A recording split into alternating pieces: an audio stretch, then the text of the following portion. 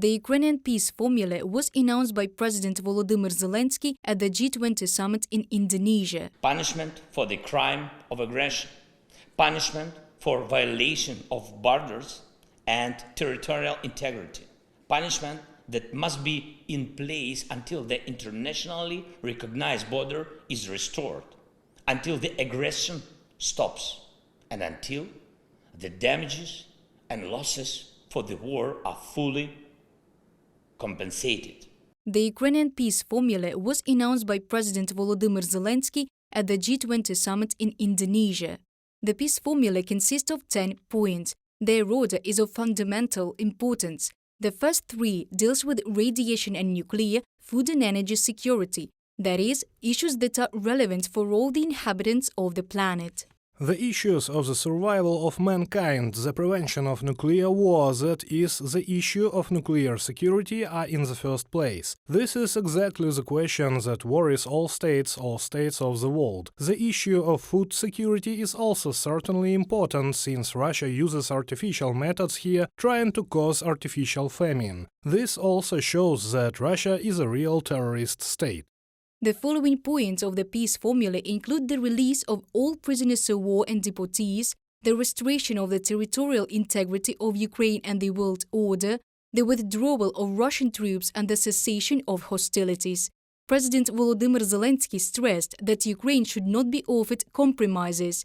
The country will not compromise sovereignty, territory and independence. This message was at the G20 summit that the Ukrainian side is in principle ready for negotiations, but negotiations should be about how quickly the troops of the Russian Federation will withdraw from Ukraine, when we regain control over the borders of 1991, when reparations are paid to us, and when the tribunal over Putin and other war criminals will begin.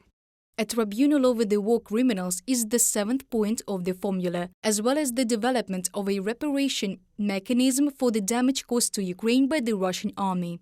There is a fairly simple way to punish the leadership of Russia and bring them to justice, meaning for the crimes of aggression. They unleashed a criminal aggressive war, they are all to blame.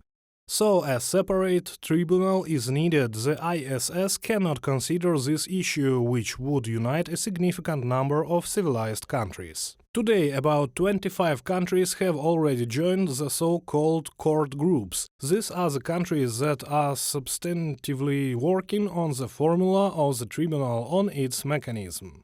The 8th point of the Peace Formula is counteracting ecocide. The last 2 points are security guarantees and finally, ending the war. Presenting the Peace Formula, the President of Ukraine stressed that the consequences of Russian aggression are felt not only by Ukraine, but also by other countries. That is why the Ukrainian Formula of Peace is designed to solve global problems. At the G20 summit, he made such a speech where he talked about the security of the world and not about the security of Ukraine. I think that he has found the right tone. And I am sure that all the assistants, all the secretaries and assistants of the world leaders, their offices will have to work through these points. The Ukrainian Peace Formula is also supported in Europe. European Commission President Ursula von der Leyen said that Europe would always be on the side of Kyiv. The European Union will keep doing everything in its power to support the brave people of Ukraine. We will keep the pressure on the Kremlin for as long as it takes with a biting sanctions regime.